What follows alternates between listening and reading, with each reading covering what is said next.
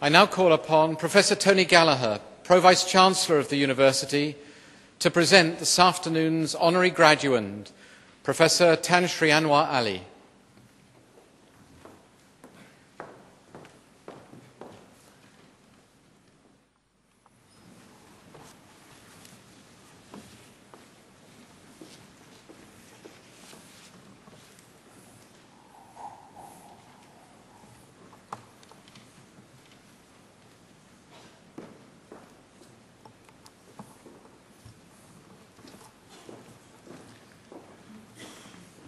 Pro-Chancellor, Vice-Chancellor, graduands, honoured guests, ladies and gentlemen. Professor Tan Sri Anuwar Ali is Vice-Chancellor and President of the Open University of Malaysia and a distinguished economist. His contribution to the development of higher education in Malaysia has stretched over 40 years. It includes not only key leadership roles in higher education institutions, but a key contribution to government policy and to Malaysian society. And I hope he doesn't mind if I say that we would claim that this long and successful career began in 1970 when he walked across this stage to receive his BSc in Economics from Queen's University, Belfast. We honour him today for his extraordinary leadership and accomplishments. We honour him as a distinguished alumnus of our university. And as Malaysia has the largest international body of Queen's alumni, so today we also honour this long-standing relationship between Queen's University and Malaysia, which Professor Tan Sri Anuwar embodies so well. Professor Anwar was born in Jason, Malacca in 1946, where he also attended primary and secondary school. In 1970, as I said, he received a BSc in Economics from Queen's, and his working career began as an assistant director in the Ministry of Trade and Commerce back home. 3 years later, he was appointed as a tutor in economics in the University Kebangsaan Malaysia, or UKM. And while working as a tutor and a lecturer in UKM, he went on to undertake a master's degree at Leicester and a PhD at Kent. His career in UKM spanned a period of almost 30 years, during which time he rose to become Dean of Economics, Deputy Vice-Chancellor and then Vice-Chancellor of the University. In between times, he managed to combine senior leadership roles in higher education with service to government and his country. Between 1986 and 1995, he acted as a consultant in the preparation of the Industrial Master Plan, the Action Plan for Technology Development, and the Action Plan for Small and Medium-Scale Industries. Between 1995 and 1998, he was Director of Higher Education at the Ministry of Education, and more recently he has served as Chairman of the Malaysian Examination Council between 2001 and 2003. And as if he had not already packed a lifetime of achievement into those years, in 2004, he was appointed as Vice-Chancellor of the Open University of Malaysia. And not surprisingly, he has introduced many positive changes during his period of leadership. To date, almost 100,000 students from over 20 countries have passed through the Open University of Malaysia, and his stated ambition is to raise this to 130,000 students by 2015 and to include over 3,000 postgraduate students in this total.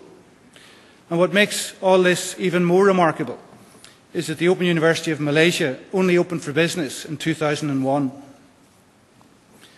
The mission and ambition of OUM is very similar to its sister organisation in the UK, in that it seeks to encourage second chance education, promote lifelong learning, and provide ladders of opportunity to non-traditional entrants to higher education. In order to achieve these goals, the OUM has developed innovative approaches to pedagogy, including innovative use of technology. In a note that seems particularly appropriate for a ceremony here this afternoon because of some of our graduates here this afternoon, Professor Tan Sri Anuwar places a particular importance on the education of teachers. He recently said, and I quote, that the role of education is not so much to convey certain information to the students, but to awaken their interest in what is going on around them and to increase their appreciation of and capacity for continuous learning.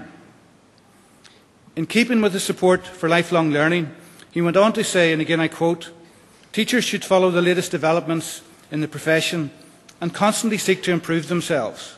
They need to be able to develop the thinking capabilities of new generations." And as in so many aspects of his life and his work, these fine words are not just rhetoric, but are matched by decisive action. Under his leadership, the OUM is working closely with the Ministry of Education in Malaysia in a programme to upgrade the qualifications of its teachers.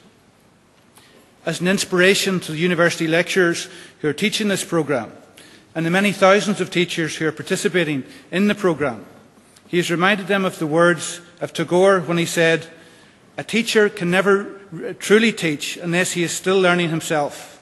A lamp can never light another lamp unless it continues to burn its own flame."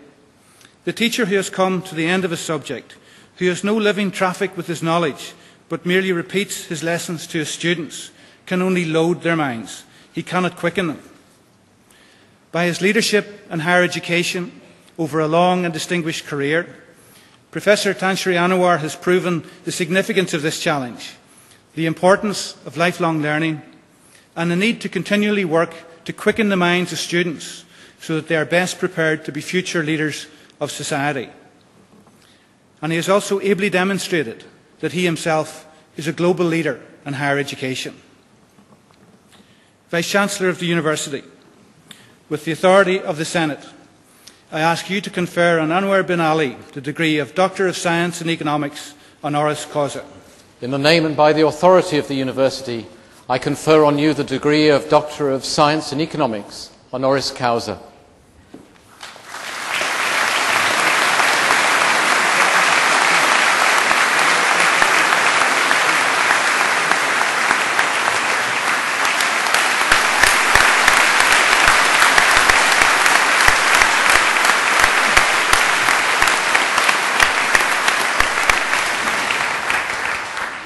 I'm now going to ask our latest honorary graduate to sign the Roll of Honour.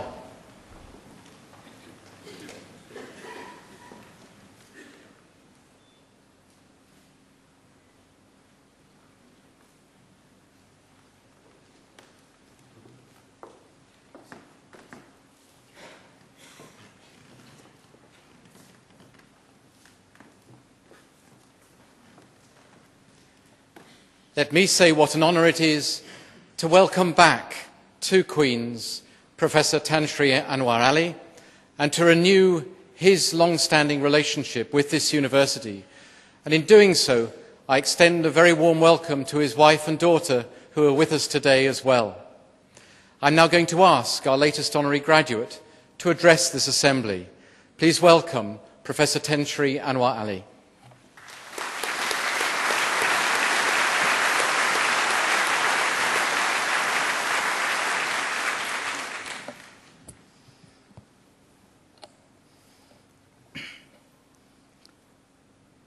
Good afternoon, Professor Sir Peter Gregson, the President and Vice-Chancellor of Queen's University, Malaysia, ladies and gentlemen. First of all, I would like to thank my alma mater, Queen's University of Belfast, for honouring me with this degree. I'm indeed very touched that Queen's has chosen me for the award this year. Being back here again reminds me of the wonderful experience I myself had as an undergraduate, and of course, the fond memories of Queen's and Belfast during the 4 years that I was here as a student. Queen's has played a big role in defining the person that I am today. It has helped me to a great extent my self-confidence and determination. It made me appreciate the importance of education and the very process of learning. I enrolled at Queen's University of Belfast in 1966 and graduated, as we were told, with a bachelor's degree in economics 4 years later. A good 4 decades have passed since then. Nevertheless, my memories of Queens are still fresh, and I'm indeed grateful that this auspicious event gives me the opportunity to return and reminisce the early years of my university education. So much has changed in the past 4 decades. In my time, Queens probably had about 4,000 students, but I understand that now there are more than 17,000 students hailing from about 80 countries. I also understand that there are 3,500 staff as well, 900 of whom are academics or faculty members. I remember reading about the massive investment of £259 million in facilities, recruitment and research in 2006. And today it is heartening to see the impressive new Macleay Library that certainly was not there in my time. I am happy that Queen's University Belfast, under the able leadership of the current Vice-Chancellor, has stamped its mark internationally as well. I know that outside the British Isles, Malaysia has the largest number of Queen's graduates. And I also understand that several Malaysian universities are collaborating with Queen's in the academic and research areas. It is heartening that the relationship between Queen's and my country has lasted for more than 50 years and will hopefully last for even longer. This is something to be celebrated, not only because I'm a Queen's alumnus, but also because of the many positive changes that have taken place in the area of higher education. Since higher education was held a very special place in my career, for me the changes taking place in higher education here at Queen's, in Malaysia, and globally are indeed a personal interest. Today, what is immediately obvious, not only at Queen's, but in many universities worldwide, is the increase in the number of students, including international students' population. The reason behind this increase has been much talked about in recent years. Human capital development has been on the agenda for virtually every nation, and this has influenced the demand for university places. While the early days, the labor market is very much confined to one's own country, but today, due to globalization, the whole world is a labor market. Thus, universities have to respond by increasing their student intake every year. And here in Queen's, I know that there are many foreign students as well, especially from Asia, the Middle East, the United States, and Canada. Another interesting phenomenon is the diversity of disciplines being taught. Now students are enrolled in an assortment of programs, example, environmental studies, web technology, business information technology, criminology, creative multimedia, and even computer games development. Many universities today are also involved in transnational or cross-border activities. Apart from its involvement in Malaysia, I understand that Queen's has similar partnerships in China, India, and United States as well. My own institution, the Open University of Malaysia, or OUM, also views internationalization as an important agenda in our operation. To date, OUM has partnered with various institutions in Bahrain, France, Ghana, Hungary, the Maldives, Singapore, and Yemen. All of this owes much to the rapid advances in information and communication technology, especially web-based innovation that are advancing all the time at lightning speed. What is state-of-the-art today may be considered obsolete tomorrow, merely because something better, faster, and more creative has come along. The important thing is for all of us to keep up with the pace and not be left behind. With technology, ladies and gentlemen, learning can take place outside regular notions of time and space. Even university management benefits from technology. We can utilize various forms of technological innovation in administration, handling learner queries and complaints, submission of assignment, announcing of examination results, and so on.